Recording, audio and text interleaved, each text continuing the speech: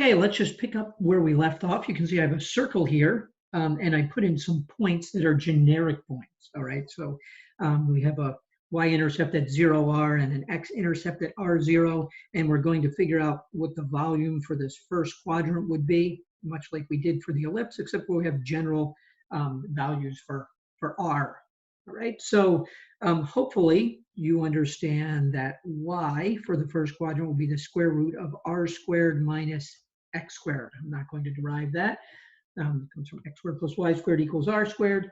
And so if I want to find the area of this, I hope I said area, not volume, I could say that a quarter of the area is equal to the integral from x equals 0 to x equals r of this y value.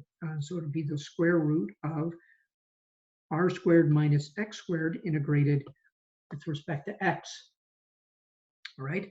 Now, like in the previous example, the substitution that we want to make here is we're going to let x be replaced by r times the sine of theta. All right. So before we had a number in front of the sine of theta. Now we'll just leave it as r. And then we can keep on going with this. We can say that dx dr would be r times cosine of theta, and so we would have dx d theta, I think I said dx dr, but we want to bring the d theta over to the other side. So dx is equal to r cosine theta d theta, right? Then we're going to also need to adjust the limits. All right, so let me write when x and theta, if I want x to equal 0, I can put 0 in for theta. When x is equal to capital R, that means sine of theta must be 1, and so we need to put pi over 2 in again for the theta value in order to get an x value of r.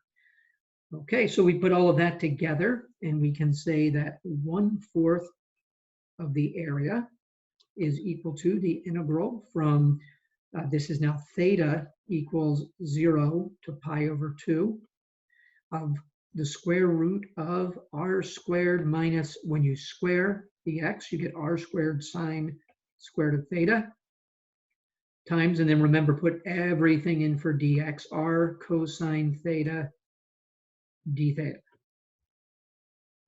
All right, and as before, I'll go a little bit faster here. You have r squared under the square root, and that can factor out to give me a factor of r. And we have another factor of r, and remember that r is a constant, so I can bring r squared out of the integral. We're still going to be integrating from 0 to pi over 2.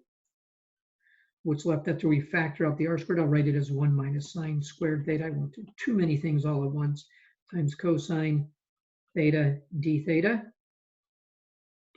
This will equal r squared, the integral from 0 to pi over 2. And then remember, this is the same as cosine of theta. So I have a cosine squared of theta, just like in the last problem. And so once again, we need to rewrite the cosine squared of theta in terms of the double angle formula rearranged. So this ends up being, we can bring a 2 out and have a 1 plus cosine of 2 theta in here, just like the previous example. Let me just write on the side, I'm replacing cosine squared of theta with 1 plus cosine of 2 theta. So we're now into doing a trig integral over 2. So the 2 in the denominator factors out, and we can rewrite cosine squared of theta in a way that we can integrate with respect to theta. So we have r squared over 2.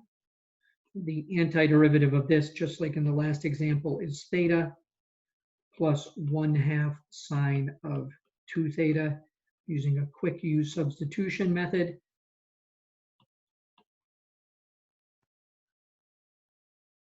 Or a guess and check if you prefer. And so this equals r squared over 2. You substitute pi over 2 in, and you will get pi over 2 plus 0. When you substitute 0 in, you'll have 0 for both terms.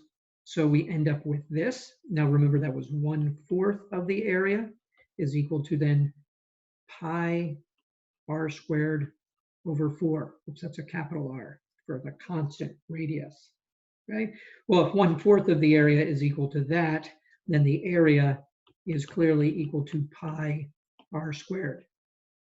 Now, you've known this formula is true for a long time, and you maybe even did the geometric derivation where if you take a circle and you cut it into a bunch of little wedges, and you string those together, you realize this is kind of like having triangles that are the radius tall. So the area of all of these triangles is 1/2 r for the height. And if you take all of the bases together, you end up with a 2 pi r. So there's sort of the geometric proof in the limit that you cut that into an infinite number of slices. It will approach pi r squared. But here we just proved it using the fundamental theorem of calculus that the area would in fact be pi r squared. Now I just want to end this video with a little recap. When an integral, if the integrand has the following, I'll give you the substitution that might work. And this all comes from the table on page 486 in your textbook. I'll show you page 486 in the textbook. If we just looked at these cases, if it's in the form of a constant, which could be hopefully a perfect square, it makes it easiest, then we want to do what we just did. We let x equal a times the sine of theta. And that will reduce because you'll end up with a 1 minus sine squared underneath of the square root, right? But there are other cases. We're not going to work with these cases in the homework, but if this had been a squared plus x squared, you would want to let x equal to a tan theta. And that takes advantage of the fact that 1 plus tan squared of theta is a secant squared of theta. So what is underneath of the radical will end up being secant squared, whereas in the case we were working with, we have that 1 minus sine squared of theta must be a cosine squared of theta. So what's under the radical? The square root of cosine squared. So that simplifies. The final type of problem that you might see, you're not going to see this now, but that kind of falls in the same category, is if it were x squared minus a squared instead of a squared minus x squared. Then if you let x equal a secant theta, things will be nicer because you'll end up with a secant squared of theta minus 1, which is just, if you look at what's above here, that's the same as a tangent squared of theta. Now, these substitutions don't always work, but they often do, all right? So it's just one more thing you can try to get to the answer besides simply typing it into a computer algebra system. So we're going to work on some problems where the substitution x equals a sine theta will work. So you should be ready to do some of those in your homework now. Feel free to review the videos as you do these or to look at sample problems in the text to help you step through those problems.